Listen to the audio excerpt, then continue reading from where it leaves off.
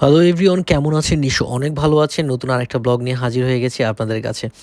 তো আজকে হচ্ছে ঈদের ৩য় দিন। আর হচ্ছে গিয়ে অবশেষে মাংসটা এসেছে আমাদের কোরবানির। আর হচ্ছে সবচেয়ে বড় ব্যাপার হচ্ছে ঈদের ২য় দিন আসার কথা ছিল। ওদের কি প্রবলেমের কারণে ওরা দিতে পারে না, এটা ওরাই ভালো করে জানে। যাই হোক, ফাইনালি অবশেষে অনেক প্রতীক্ষার পর মাংসটা আসলে আমরা পেয়েছি। তো বাবু দুলাভাই আর জনি ভাই হচ্ছে গিয়ে মাংসটা তুলতেছে। অনেকগুলো মাংস এখানে মোটামুটি আলহামদুলিল্লাহ।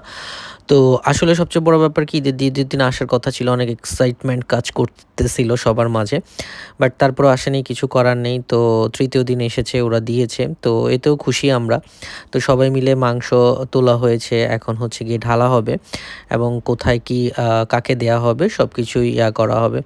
যদিও কোরবানি ঈদটা এখানে আমার ফার্স্ট টাইম করা, মানে এভাবে কোরবানের মাংস কিংবা কোরবান দিয়ে করা। যদিও মানে আমার বোন দুলাভাই দিয়েছে, ওটা দেখা আসলে সৌভাগ্য হয়নি। আজকে এইবার ফার্স্ট টাইম হয়েছে।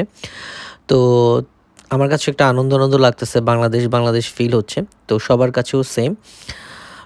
তো দেখতেই পারতেছেন এগুলো হচ্ছে মানে ১ ভাগ দেয়া হয়েছিল এখানে। ১ ভাগের মাংসটা যতটুকু এসেছে আলহামদুলিল্লাহ সবকিছু মিলিয়ে। তো এখানে সবাই বলতেছিল কাকে দেয়া হবে, রিলেটিভস কিংবা আত্মীয়স্বজন যারা আছে তাদেরকে। কারণ এখানে তো গরিব-টরিব নেই। এখানে আত্মীয়স্বজন, বন্ধু-বান্ধব ওদেরকেই দেয়া হবে। তো এই কারণে হচ্ছে গিয়ে ভাগ করা হচ্ছিল, মাপা হচ্ছিল সবাই মিলে। তো এদিক দিয়ে আসলে লিস্ট করা হচ্ছিল কাকে দেয়া হবে, কি দেয়া হবে সবকিছু মিলিয়ে। আর জনি ভাই অলওয়েজ সবকিছু মিক্স আপ করেছে এখানে, হাড্ডি মাংস সব একসাথে করে। আর তিশা ভাবি তো অলওয়েজ এক্সপার্ট একজন মানুষ। আর দেখতেই পাচ্ছেন এখানে বাবু ভাই সানগ্লাস পরে মাংস মাপামাপি করতেছে। সবচেয়ে ফানি পার্ট হচ্ছে এটা। আরও অনেক মজার মজার কাহিনী আছে, সবকিছু দেখেন, আপনারা দেখলেই বুঝবেন। সো এখানে পলিথিন আসলে ভরা হচ্ছে কাকে কিভাবে দেয়া হবে।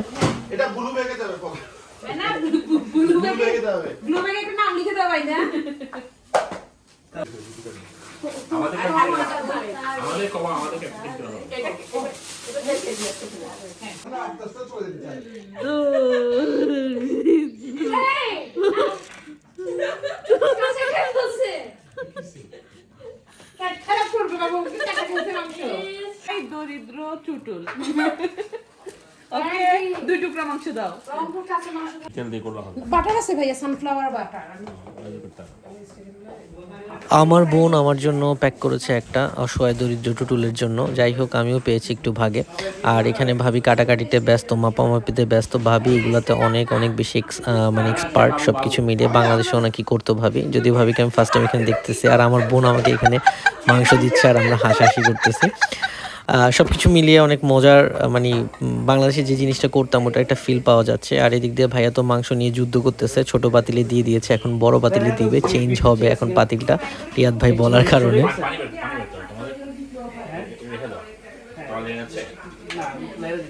খুব তাড়াতাড়ি গলে যাবে কিন্তু পানি বেরোচ্ছে নিচে, বুঝছো? এখন হচ্ছে যাদেরকে দেওয়া হবে তাদের জন্য প্যাক করা হয়েছে মোটামুটি। আর নিজেদের জন্য অল্প কিছু মাংস রাখা হয়েছে। আর এখানে হচ্ছে গিয়ে চিটংয়ের ঐতিহ্যবাহী মেজবানি মাংস দিয়ে আসলে আমার 2 বোন রান্না করতেছে। মাংসের কালারটা আপনারা দেখতেই পারতেছেন কি অবস্থা, অসম্ভব সুন্দর আসছে কালারটা।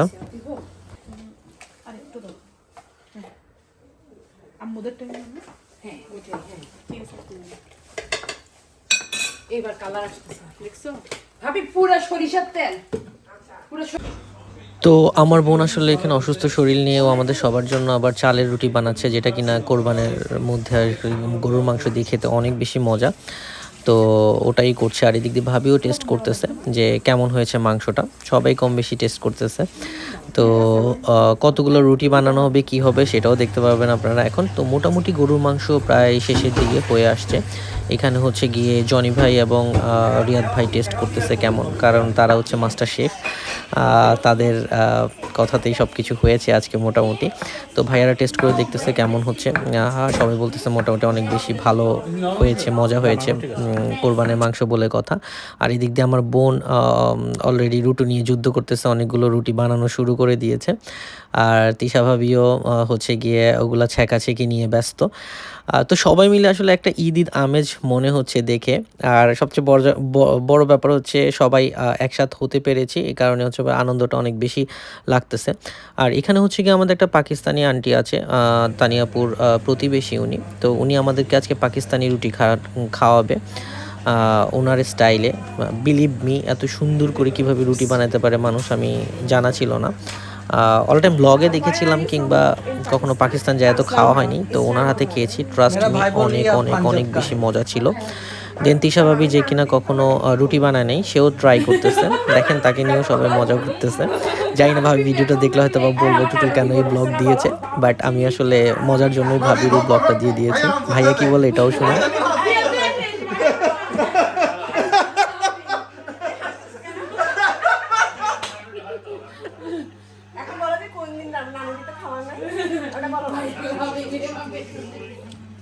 লুচি লুচিও বানাই দিচ্ছে উনি। This is luchi. আন্টি हम अपनी जबान में इसको पराठा कहते हैं। इसको पराठा कहते हैं हाँ। इसे। वो हम लोग जबन में वो पराठा कहती हूँ हम लोग। हम लोग ये माशाल्लाह दो एक्सपर्ट हम लोग के पास।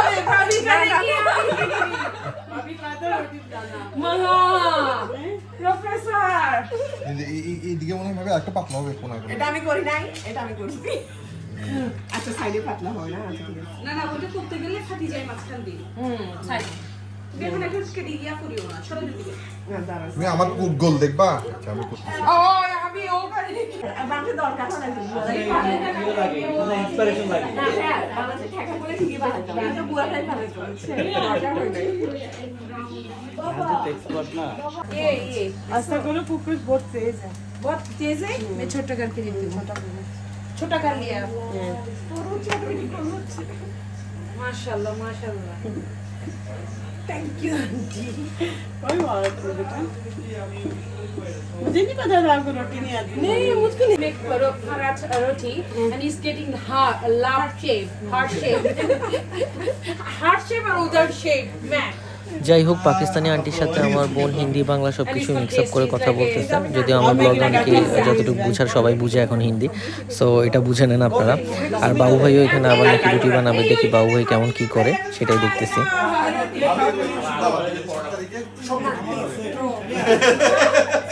রুটি বানানো শিখে দিতে হবে বুঝছো। oh my god হ্যাঁ হ্যাঁ नाले एक दिन देखा जब मेरा दूसरा शेफ लगेगा। हाँ जी क्या होता है मेरा दूसरा शेफ है ना दूसरा शेफ लगेगा क्या फॉर परमानेंट। अंकल जी लोग किसे बना दीजिए হ্যাঁ प्लेट दो मैं खाने জানো এটা মাংস আমি সে अभी बने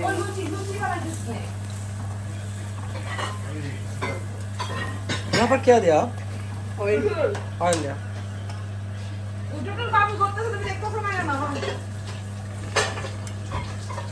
আল্লাহ আমার তো ছিড়ে গেছে ভাবি